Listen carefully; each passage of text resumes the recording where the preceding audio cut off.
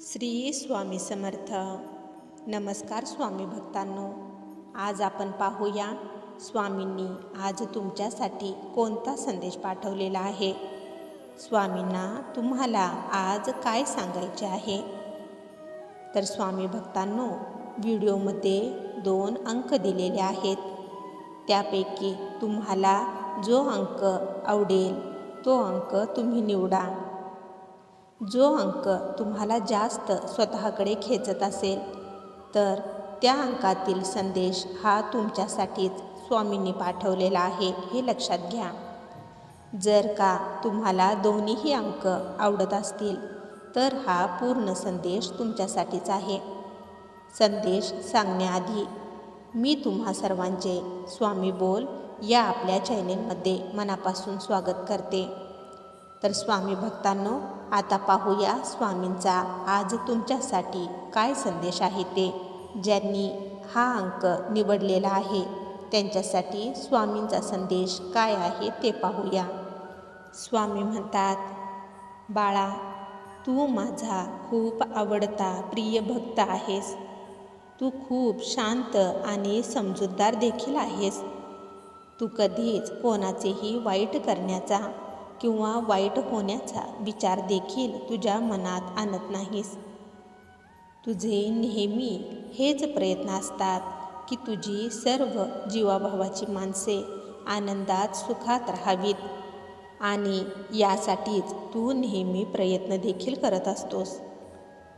तू कधीच स्वतःसाठी माझ्याकडे काहीच मागत नाहीस. नेहमी सर्वांच्याच भल्यासाठी माझ्याकडे प्रार्थना करत असतोस. तुझे हे निस्वार्थ प्रेम पाहून मी खूप आनंदी होत असतो. कारण या कलियुगात जो तो फक्त स्वतःचाच विचार करत असतो, स्वतःचाच कसा फायदा होईल याकडेच लक्ष देत असतो. पण बाळा, तू मात्र स्वतःचा कधीच विचार करत नाहीस. नेहमी दुसऱ्यांच्या सुखातच स्वतःचे सुख मानत असतोस. तुझ्या जीवाभावाच्या माणसांना साधी ठेच जरी लागली तरी तुला त्रास होत असतो. पण बाळा, काही वेळेस असे घडते की तुझी तीच काळजी तुझे तेच जीवाभावाचे लोक समजू शकत नाहीत. ते कधीकधी तुझा फक्त कामापुरताच वापर करून घेतात. तू त्यांच्यासाठी जेवढे झटतोस त्याची किंमत त्यांना काहीच नसते. उलट काही वाईट झाले तर तुलाच ते दोषी ठरवतात. तुला दोषी ठरवल्यावर तुझ्या मनाला किती आघात होतो, किती तुला त्रास होतो हे आम्ही जाणतो. पण बाळा, इतका पण इतरांसाठी तू झटू नकोस. तुझ्या त्या त्यागाची, तुझ्या त्या काळजीची इथे कोणालाच पर्वा नाही. जो तो फक्त स्वतःचाच विचार करत असतो. तू देखील थोडा स्वार्थी बन. थोडे स्वतःसाठी जगण्याचा प्रयत्न कर. स्वतःचा सारखा अपमान जेथे होतो तेथे जाणे थोडे टाळ. थोडे स्वतःला इतरांपासून लांब ठेव. जिथे तुझ्या प्रेमाला, तुझ्या काळजीला दोषी ठरवलेले जाते, तुझ्यावर आरोप केले जातात, तिथे सारखा जाऊन स्वतःचा अपमान करून घेऊ नकोस. बाळा, स्वतःची किंमत तू जर स्वतःच ठेवशील तरच इतरही तुझी किंमत ठेवतील. आणि बाळा, तू काळजी करू नकोस. सगळे ठीक होईल. तू फक्त तुझ्या स्वतःची काळजी घे. मी आहे नेहमी तुझ्याबरोबर. बाळा, मी तुला आज या गोष्टी सांगितल्या त्या गोष्टी नीट लक्षात ठेव. आणि तू जर मला मनापासून तुझी आई मानत असेल तर स्वामी माऊली लिहायला विसरू नकोस. तुझे कल्याण होईल. ज्यांनी हा अंक निवडलेला आहे त्यांच्यासाठी स्वामींचा संदेश काय आहे ते पाहूया. स्वामी म्हणतात, बाळा, मी नेहमी तुझ्या आजूबाजूलाच असतो. माझे नेहमी तुझ्याकडे लक्ष असते. तुझ्या मनात काय चाललेले आहे हे मला कळते. त्यामुळेच मी कोणत्या ना कोणत्या माध्यमातून तुझ्यापर्यंत माझे संदेश पाठवतच असतो. आणि तू देखील मी पाठवलेले सर्व संदेश अगदी मनापासून वाचत असतोस, ऐकत असतोस. आणि आमच्या त्या संदेशाचे पालन देखील करत असतोस. तू माझं लाडकं बाळ आहेस. तू मला अगदी मनापासून मानतोस. मग का बरे कधीकधी तू माझ्यावर असा अविश्वास दाखवतोस? बाळा, कोणतीही गोष्ट ही तुम्हाला पाहिजे त्या वेळेवर घडत नसते. तर प्रत्येक गोष्ट घडण्यासाठी योग्य वेळ ही ठरलेली असते आणि ती गोष्ट त्याच वेळेवर घडत असते. त्यामुळे बाळा, ती गोष्ट घडण्यासाठी वेळ लागत आहे. म्हणून तू असा आमच्यावर नाराज होऊ नकोस. थोडा संयम ठेव. तू जर असा रागराग करत राहिलास तर याचा त्रास फक्त तुलाच होत राहील. बाळा, नको एवढी काळजी करू.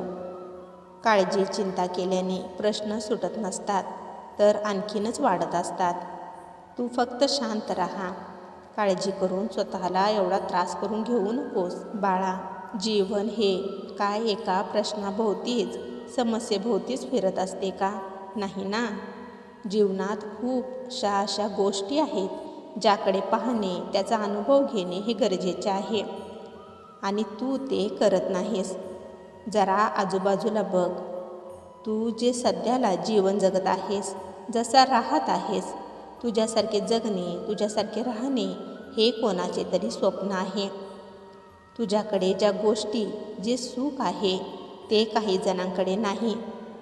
त्यांच्यासाठी तू एक त्यांचा आदर्श आहेस.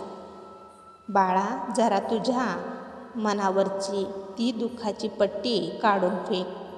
मग तुला दिसेल की तू ज्या गोष्टीचा एवढा विचार करून स्वतःला त्रास करून घेत आहेस ती गोष्ट तितकी महत्त्वाची देखील नाही.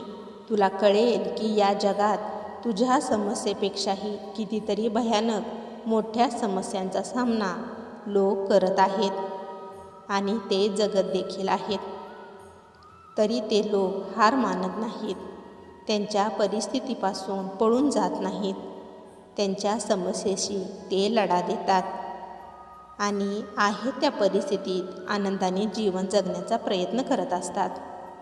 मग बाळा, तू का तुझ्या त्या एका समस्येला पाहून असा घाबरलेला आहेस?